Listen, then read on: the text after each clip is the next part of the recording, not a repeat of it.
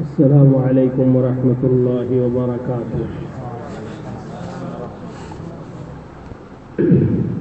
بسم الله الرحمن الرحيم. الحمد لله رب العالمين والعاقبة للمتقين والصلاة والسلام على سيد الأنبياء والمرسلين وعلى آله وأصحابه أجمعين. أما بعد فأعوذ بالله من الشيطان الرجيم. بسم الله الرحمن الرحيم. ما عندكم ينفد وما عند الله باق.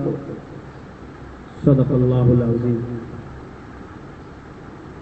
আমাদের ভাই হযরত মাওলানা কাউসার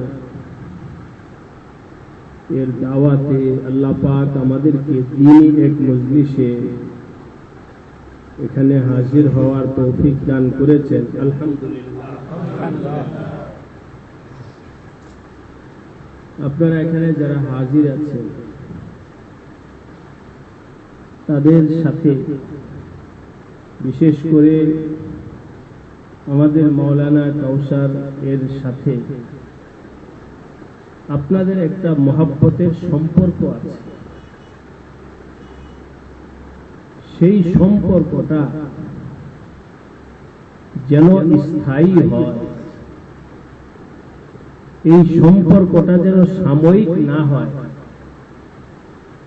সেই একটা চেতনা, আগ্রহ এবং উদ্দেশ্যে মাওলানা আমাদেরকে দাওয়াত দিয়েছেন। আল্লাহ তাআলা আমাদেরকে একত্র হওয়ার তৌফিক দান করেছেন। আল্লাহ রাব্বুল আলামিন বলেন, মা ইনদাকুম, তোমাদের কাছে যা কিছু আছে।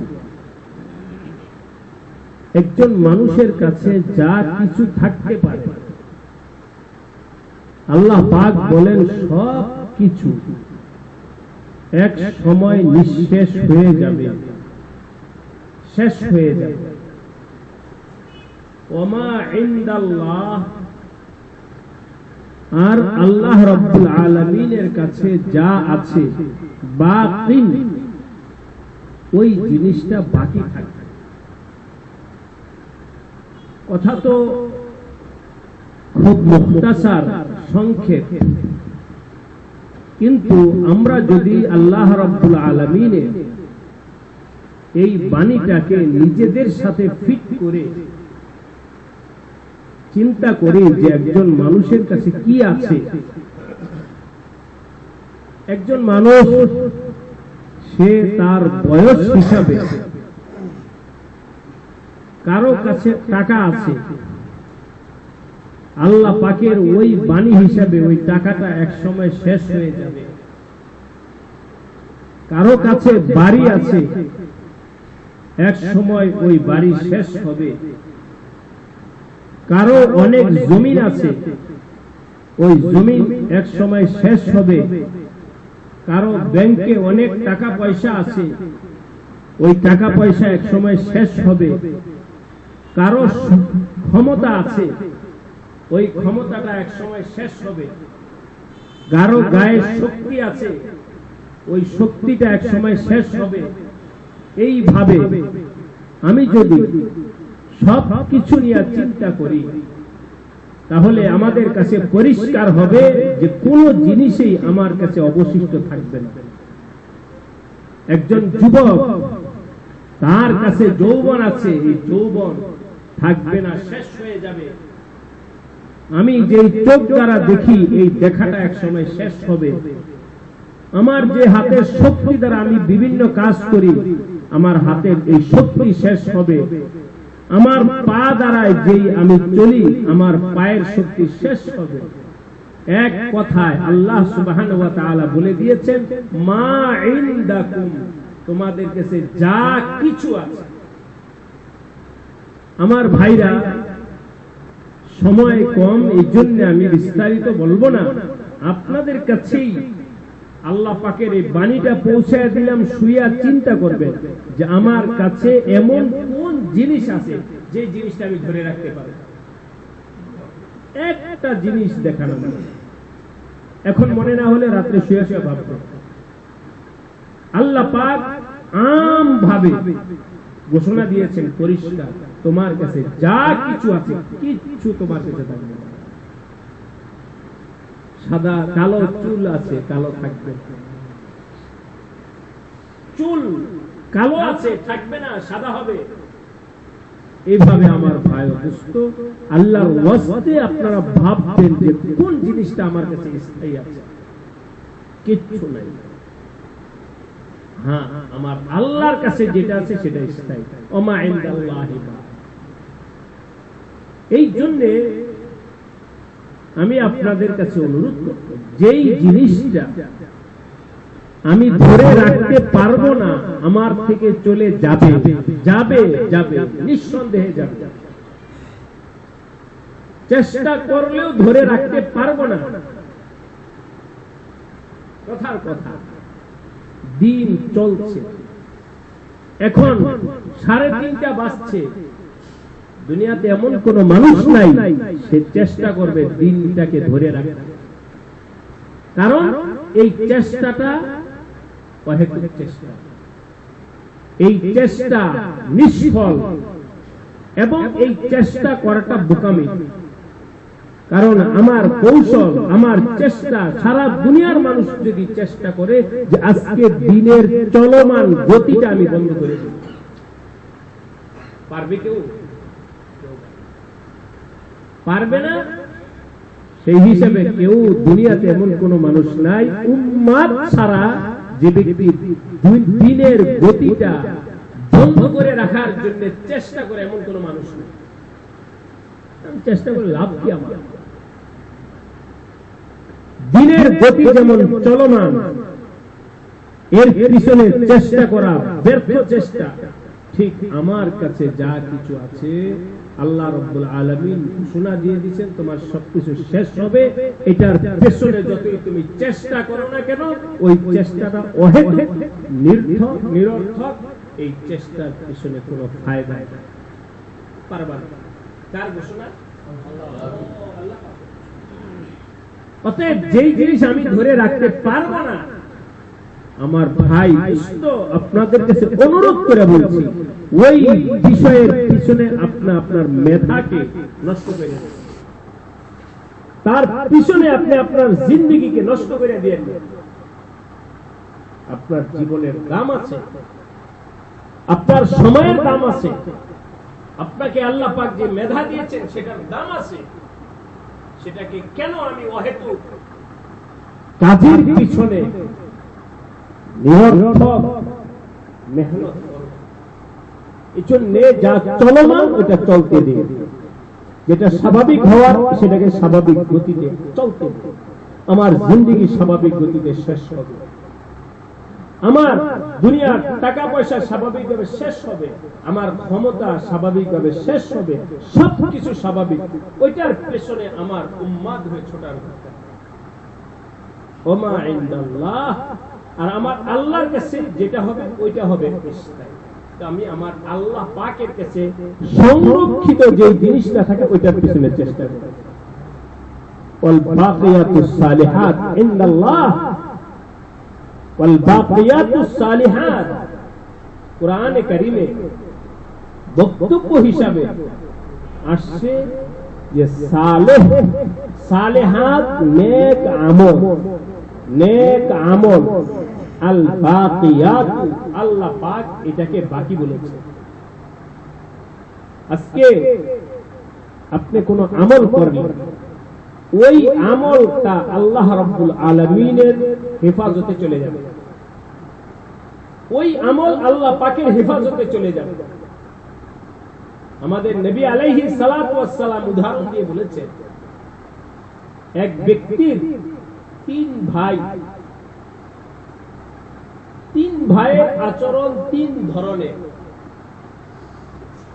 এক ধরনের এক ভাইয়ের ব্যবহারটা এমন, ঠিক আছে তুমি আমার ভাই আছো, তুমি যখন ভালো থাকো তোমার পাশে আমি আছি।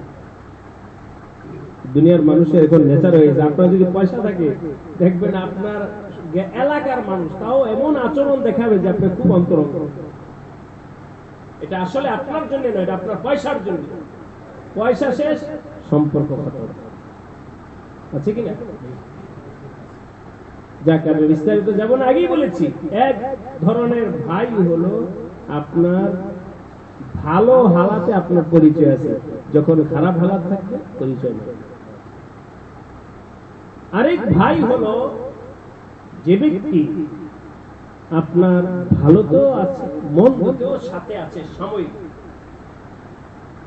বেশি কঠিন হালাতে আপনার কাছে নাই।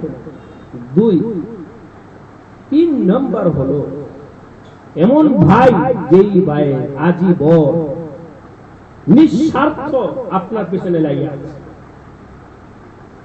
নবী আলাইহিস সালাম বললেন, বলো তো দেখি 3 জনের মধ্যে আপন কে?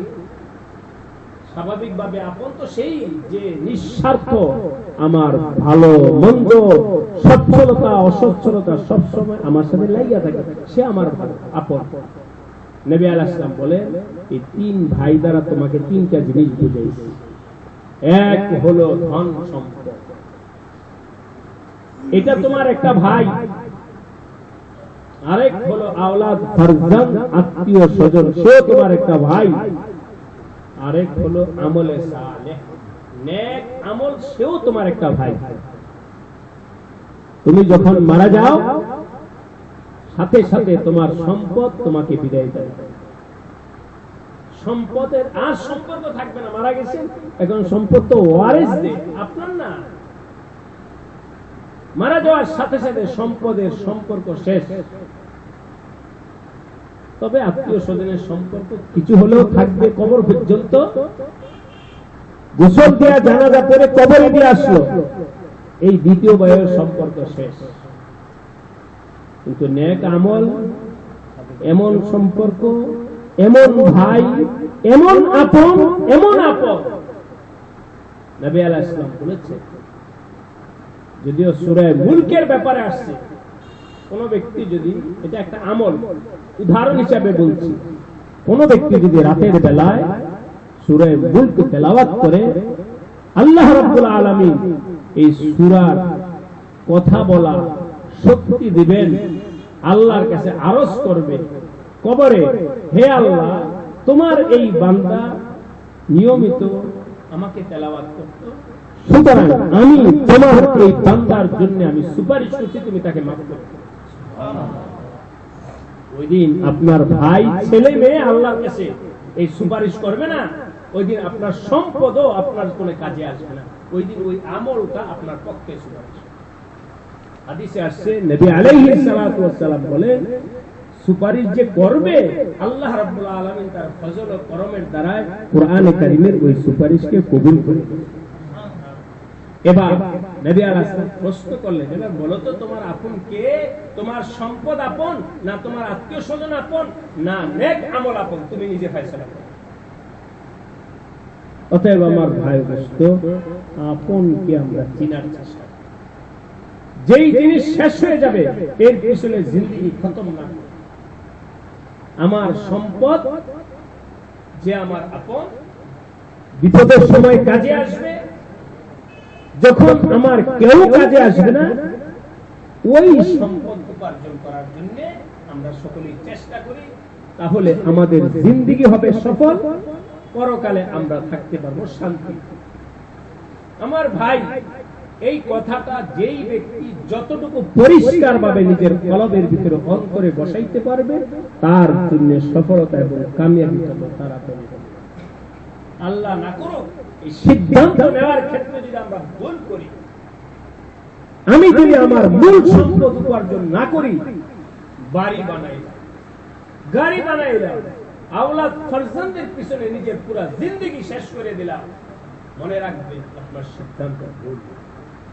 আসলকে চিনেন না, আপনকে আপন বানাইতে পারেন নাই, এক সময় গিয়ে যখন এই সব কিছু সম্পর্ক শেষ হবে, আত্মীয়তার সম্পর্ক শেষ হবে, টাকা পয়সার সম্পর্ক শেষ হবে, সম্পদের সম্পর্ক শেষ হবে, যেটা আসল সম্পদ সেটা যেহেতু আমার নাই, তখন আমি খালি হাতে।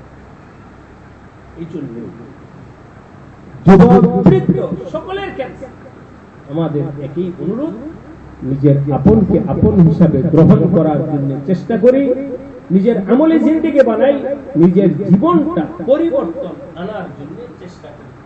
আল্লাহ রাব্বুল আলামিন আমাদের সবাইকে নিজের জিন্দেগি কামিয়াব ওয়ালা জিন্দেগি বানানোর তৌফিক দান করুন। আমিন। দ্বিতীয় নাম্বার কথা, হে আমার ভাই, যেটা আমি শুরুতে বলেছি, আপনার সাথে হযরত মাওলানা কাউসার সাহেবের সাথে একটা সম্পর্ক। কিসের সম্পর্ক? কথার কথা। সম্পর্ক এখানে দুইটা সম্পর্ক। এক সম্পর্ক হলো যেটা ছিন্ন হয়ে যায়, আরেক সম্পর্ক হলো যেটা ছিন্ন হয়। যেটা আমি আয়াত শুরুতে বলেছি, দুনিয়ার সম্পর্ক যদি হয়, ব্যবসায়িক সম্পর্ক যদি হয়, আত্মীয়তার সম্পর্ক যদি হয়, সেই সম্পর্ক ছিন্ন হবে। আজ হয় কাল হয়, হবেই হবে। মা ইনদাকুম ইয়ানফাদ। আর সেই সম্পর্কটা যদি হয় আমলের সম্পর্ক, সেই সম্পর্কটা যদি হয় জান্নাতের সম্পর্ক, তাহলে ওই সম্পর্ক আজ আছে কাল আছে, ময়দানে মাহশরে থাকবে। এই সম্পর্ক ছিন্ন হবে না। লান ফিসাম লাহা আল হুব্বু ফিল্লাহ ওয়াল বুগযু ফিল্লাহ মিনাল ঈমান। যে সম্পর্ক হয় আমার আল্লাহকে কেন্দ্র করে, আমলকে কেন্দ্র করে, ওই সম্পর্ক শেষ হয় না। আলহামদুলিল্লাহ, মাওলানা কাউসার অনেক আগে থেকেই সম্পর্ক, ছাত্র জমানায়ও কিছু করছে আমার কাছে, কর্মজীবনে আলহামদুলিল্লাহ আমার সাথে সম্পর্ক আছে। বিভিন্ন সফর আসবারে সে পঞ্চগড়ে, ওখানে আমরা কিছু দিনই দাওয়াতি কাজ করি। তো আমি দেখেছি মাওলানার ভিতরে, মাওলানা কাউসার সাহেবের ভিতরে আল্লাহ পাক একটা গুণ দিয়েছে, অনেক প্রশংসনীয়। সেই গুণটা হলো যে আমাদের জেনারেল শিক্ষিত ব্যবসায়ী ভাইদের সাথে উলামায়ে কেরামের একটা সম্পর্ক থাকলেও আন্তরিকতা কিছুটা হলেও একটু দূরত্ব ফারাক আছে। আমি আমার কথা বলি, আর কেউ কাছে সাথে বলি আর না, একটা হায়েল আছে। কিন্তু মাওলানা কাউসারকে আল্লাহ পাক একটা যোগ্যতা দিয়েছে, সেই যোগ্যতা হলো সবার সাথে আন্তরিকতার একটা সম্পর্ক, যেটা আমি উপলব্ধি করেছি পঞ্চগড় সফরে গিয়ে। সেখানে মাওলানা তার নিজস্ব কিছু কাজকর্মকে নিয়ে পঞ্চগড় কয়েক মাস ছিল। সেই কয়েক মাসের মধ্যে আমাকে সেখানে নিয়ে গিয়েছি। একদিন দুই দিনের মধ্যে পুরা পঞ্চগড় জেলার ভিতরে 5-10 জায়গায়, যে আমাদের ভাই মুবাশশির সাহেব আছে, উনি সাক্ষী আছে, যে এই অল্প কয়েক মাসের মধ্যে পুরা পঞ্চগড় ব্যাপী 2 দিন আমাকে প্রোগ্রাম বানাইছে, দিন রাত।